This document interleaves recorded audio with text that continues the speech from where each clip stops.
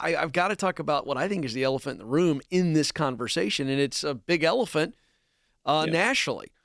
Well, if you watch the news, depending on what network you watch, and you're watching immigrants stream across the border, now the Biden administration comes out yesterday and says, we're going to build the wall. We're going to finish the wall. Okay. Whatever happens there happens. But until then, a lot of illegal immigrants are streaming in. Not all are bad people. And we're not going to get into complexities like how you solve all of it.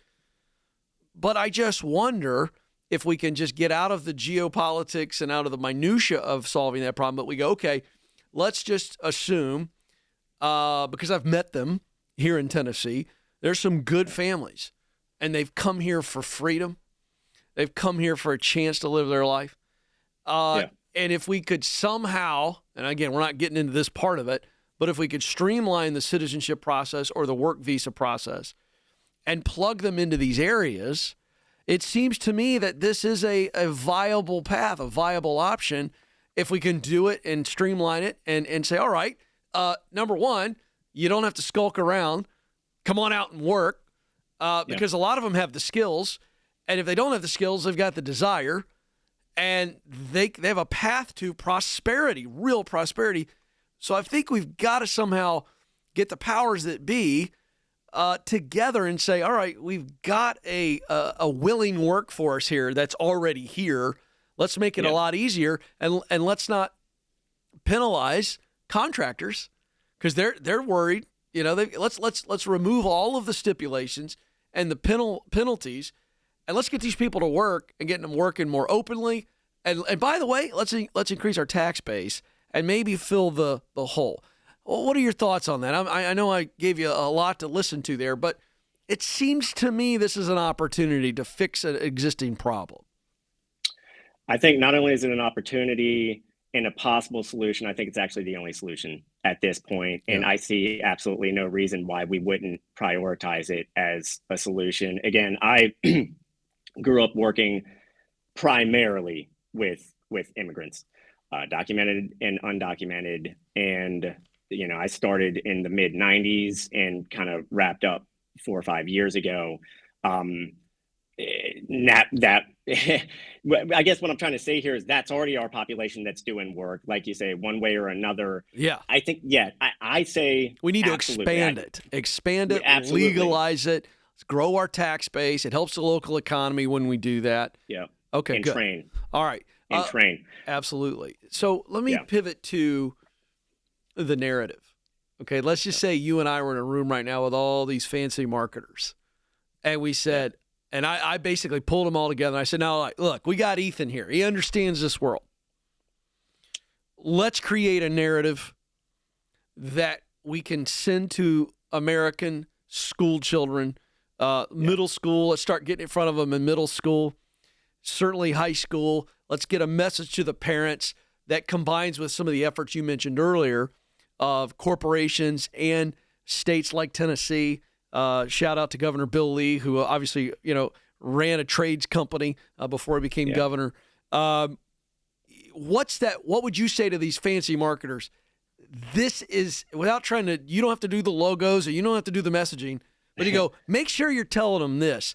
This is what they need to know about their future earning potential if they were to get into the trades. This is expanding beyond carpentry. What would you say to those smart people in the room? I'm glad you asked that because I think this actually has two directions that you go in. It's completely age-based. There's a line right in the center. All right, let's go.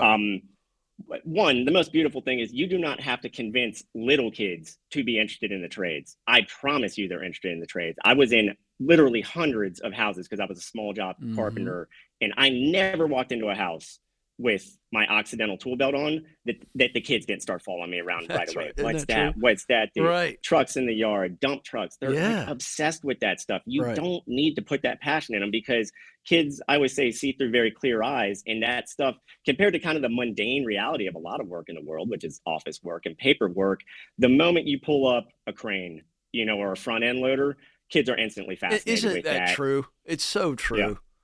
And so I think we definitely need to market these jobs towards kids, not as like, this is something you can grow up and do, more like, look at how cool it is and just give it to them in a form of entertainment. Yeah.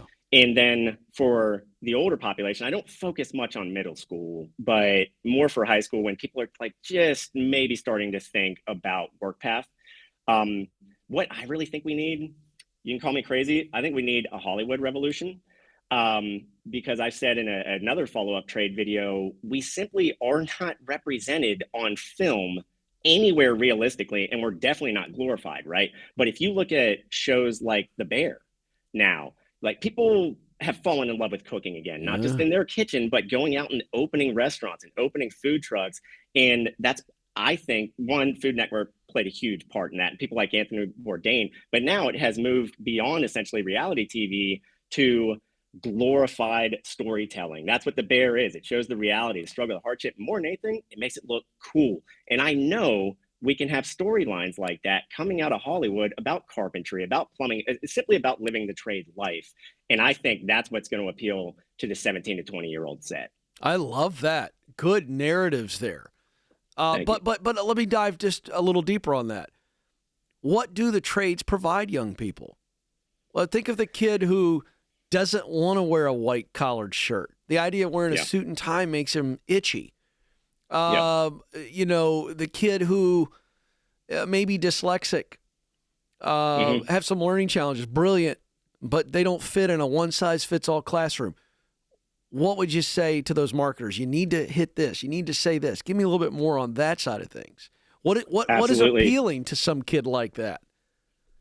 That honestly, I think that you get energy out, because I've known so many people in the trades that are the type that can't sit down. You know, they didn't do well in school. Dyslexia is a very common thing, especially in my trade. I've known multiple people, sometimes with severe dyslexia, who were like super genius tradespeople, and like up at 4, working all day long, getting home, working on their houses. Some people just can't sit down, and you start to see that at a very young age in people. And the first thing we do is we shoehorn them in a chair and we start teaching them a lot of stuff, which is good to know, but then we don't give them any opportunity to do anything with their hands. And I think if you just pulled that kid aside for an hour a day and started giving them physical tasks that build on foundational trade skills, they're going to fall in love with it. And then if you pair that with messaging later on, there's like, did you know that you can get jobs doing this? You don't have to just sell shoes to people. You don't have to, you know, not like they're ever thinking about necessarily sitting down and filling out paperwork for people. Be like, you can be on your feet all day, out in the sun, building stuff and making money.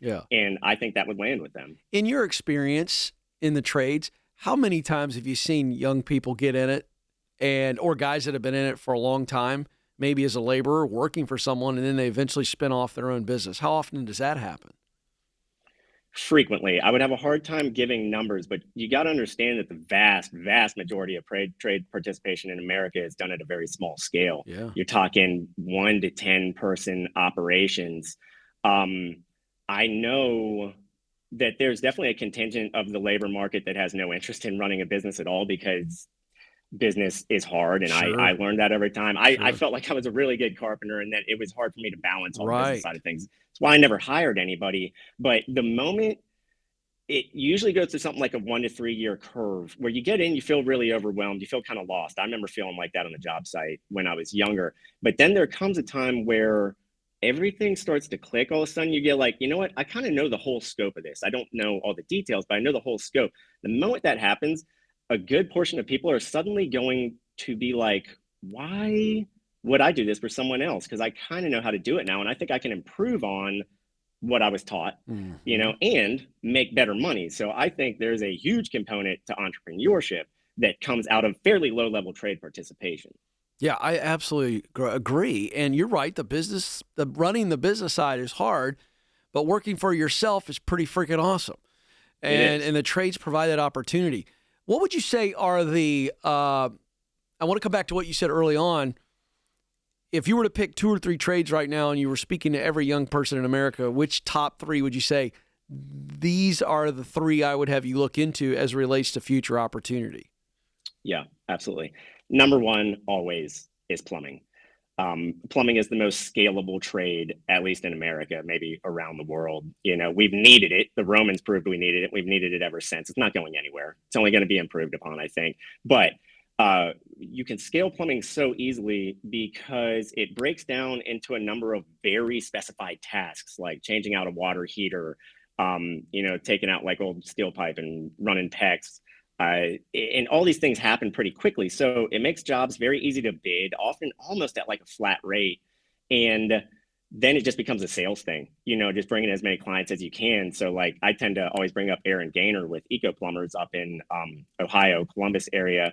Aaron is not that old. He's not much older than me and was essentially a boots on the ground plumber like, I don't know, 15, 20 years ago.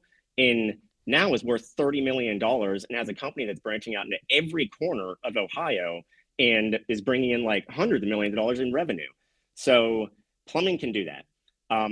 Cool new one I learned about through my sponsorship with Blue Recruit, which is like Zip Recruiter for trade jobs.